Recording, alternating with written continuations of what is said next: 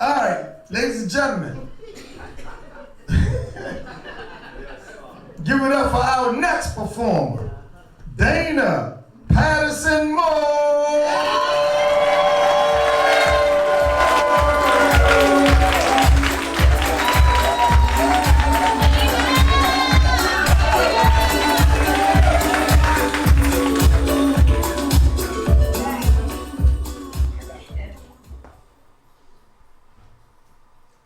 He'd lay in his bed, listening to the sound of the airplanes flying overhead.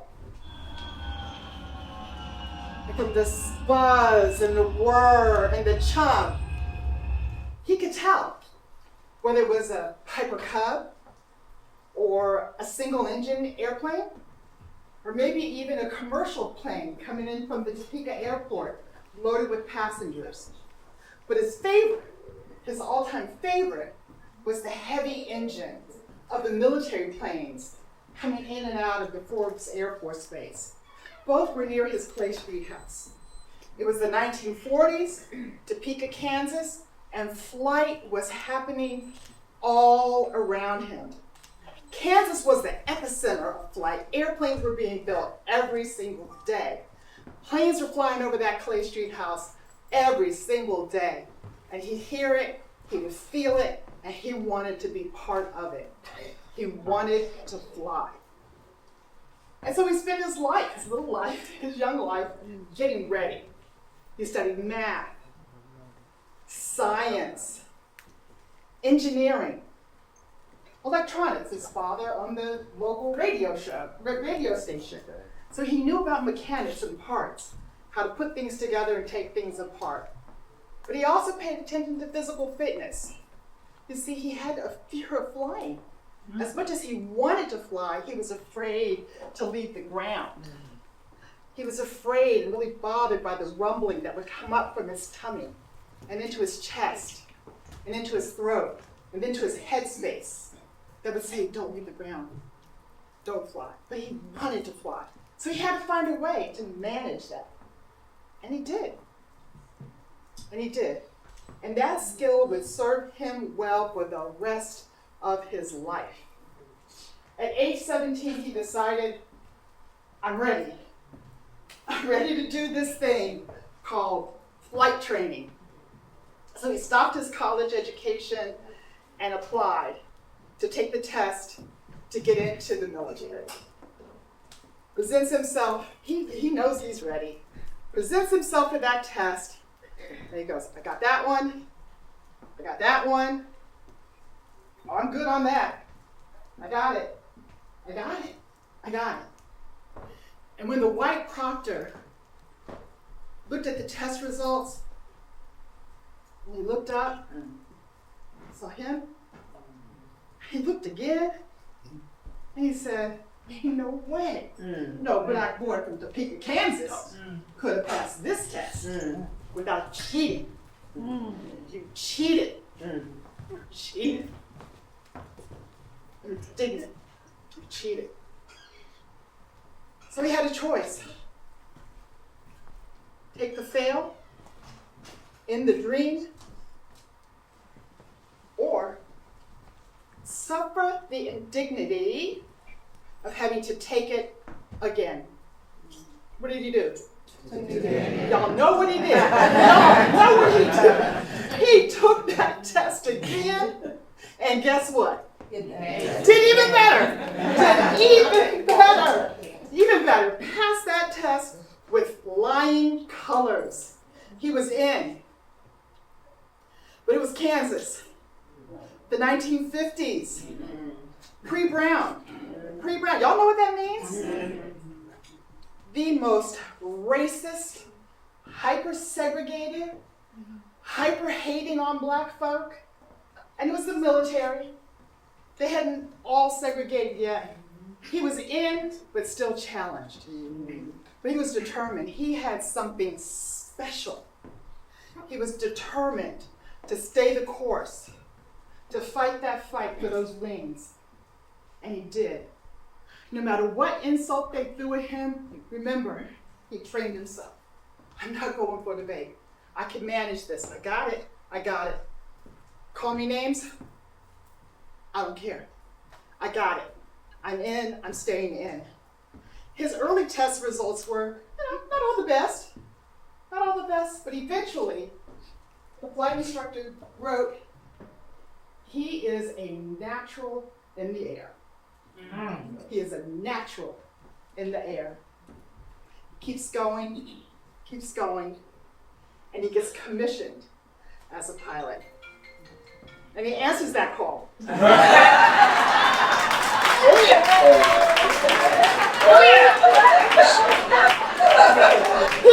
that call. He is so bad, he is so good. The Navy says, well, you've been flying Navy. Do you want to stay Navy?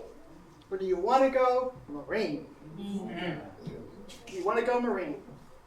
The Navy already had their first pilot. His name was Jesse Brown, and that was our guy's hero. Jesse Brown was the first pilot in the Navy. Please look him up, not now, but do look him up.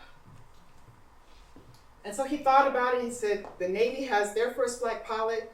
The Marine Corps, which was the very last service to integrate, thank you very much, had not.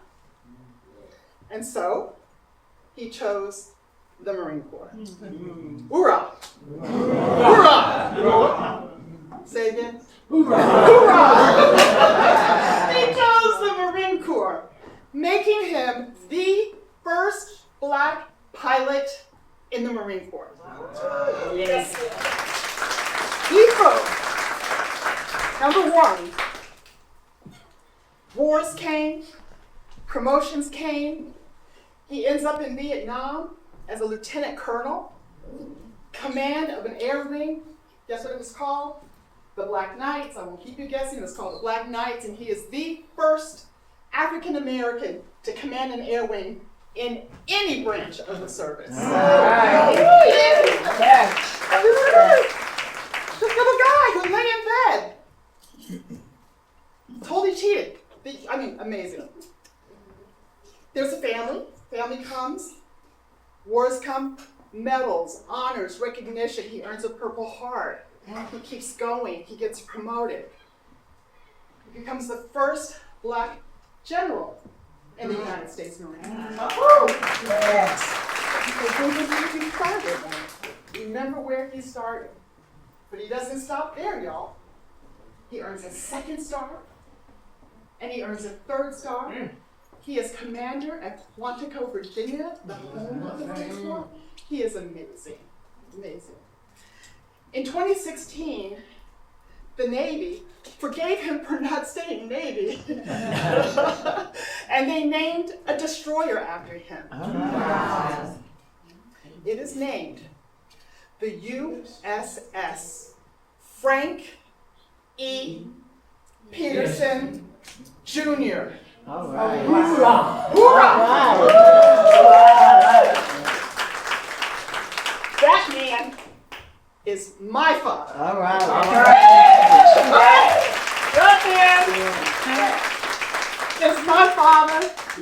He's my father. As I stand here today, I am so proud of him and so proud of everything he did, everything he accomplished.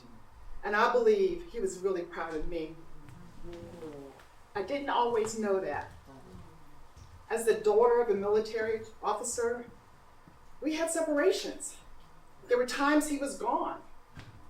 There were times I had no idea where he was or what he was doing, and I really didn't think he knew what I was doing. I thought I was doing okay, but he didn't know about it. We were apart. And I wondered. In 2013, he got really, really sick.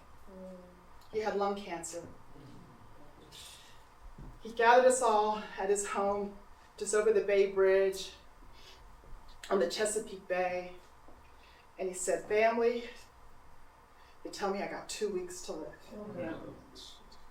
And he gave us all our orders. He's still our commander. He's still our chief. He's still our general. Gail had her duties. Frank had his. Lindsay had hers. Monique had hers. And when he came to me, I really don't know what my orders were from him, but I was the rebellious one, and I said, I reject all of this. I do not accept that it's just 2 weeks. We're just getting started. We have so much more ahead. We have so many stories to write. We have so much more to share. We have so much more to learn. I reject it.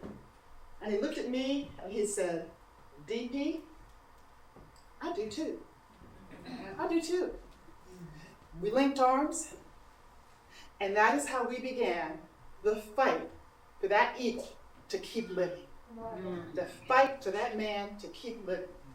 My job became leaving my husband every Tuesday to go over that bridge to take care of my dad. Sure. Sometimes it was on Wednesdays. It was always on a Tuesday, but sometimes I added a Wednesday. Sometimes I spent the night. I spent the weekends. I did everything I could to help my dad. I cooked. I cleaned. I ran errands for him. He loved to cook. He loved to make chili. I got whatever he needed. Made sure he took his medicine when and how he was supposed to take it. Made sure he took those breathing exercises. We did everything we could. At one point, we had to bring him in a hospital bed. He didn't want it, didn't like it, hated it, rejected it, but he had to have it. But eventually, the hospital bed was removed. That is the one time I remember dancing with my father. It was the day we took that hospital bed out of his house. We danced. We were so happy. He started telling me stories. I asked him, why was the Marine Corps so important to you? And he said, you know, DP, the Marines are my first love. They're my first love. A little hard to hear. As a daughter, doing all I can to keep them alive. I'm not the first love. It wasn't me. It wasn't me. But I got to tell you, I think I already knew that. I think I already knew that his first love was the Marine Corps. He told me they made me who I am. They tried to break me, they didn't break me. They didn't always love me, but I always loved them. I always loved them.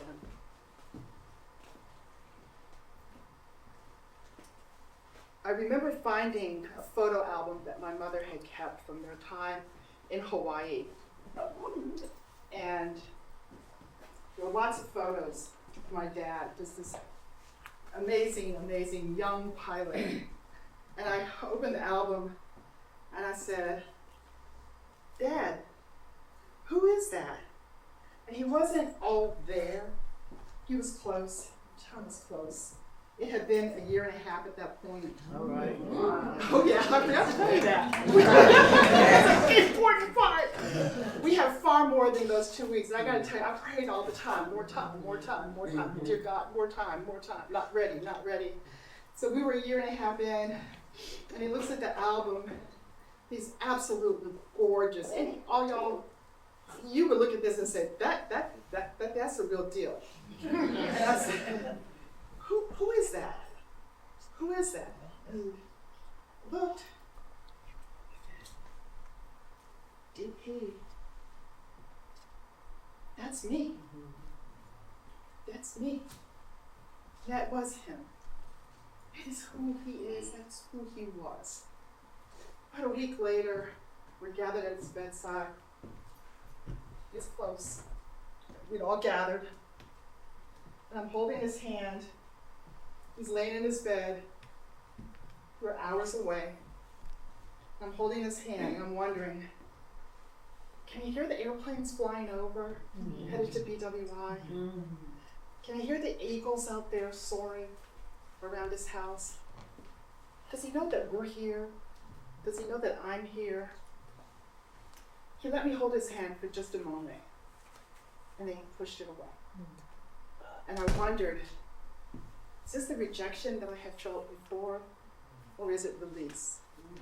And I choose to believe it was release. Thank you. Yes. Thank you. Yeah. Thank you. Yes. Releasing me from my duty. That's right. Releasing me from my watch. Yeah.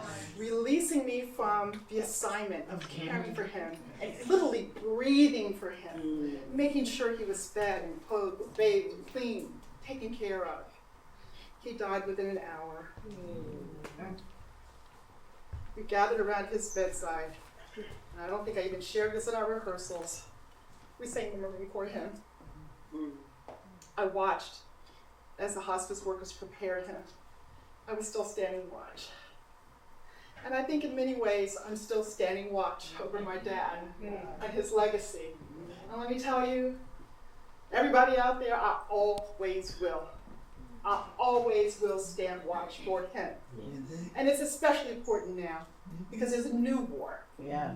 There's a new fight. Yeah. And that is the fight to preserve his legacy. Yeah. It is a big fight. It is a big fight.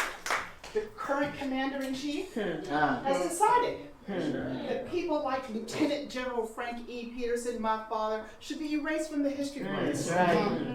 That they should be removed from the Department of Defense website. Yeah. That all that they achieved should be forgotten, like it didn't even happen. But you know what, folks?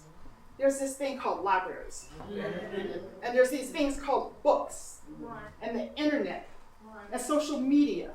And each and every one of you who have a voice to preserve his legacy, to keep talking about him. And people like you and your fathers and mothers who went to war and fought for democracy, who left their families, to do that work, to make sure that we all had justice and preserved our freedoms. So, I ask you, join in this fight. Yeah. Let us not lose the war of legacy. Erasure will not happen. We have a lot of tools. And I'll tell you what, if those don't work, pardon me, Ralph, we just gonna sue the fuck out of them.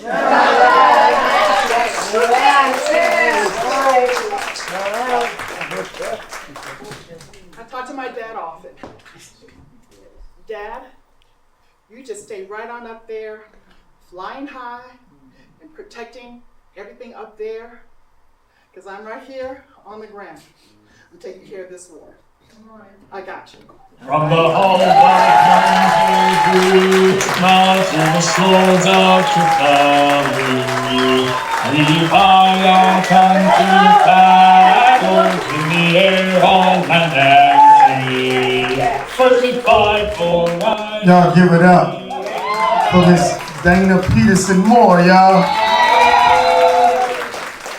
She's also Kamala Harris's big sister, so just so y'all. Then she had that kind of energy when she was like, we're gonna sue the fuck out of her. It's like, yeah.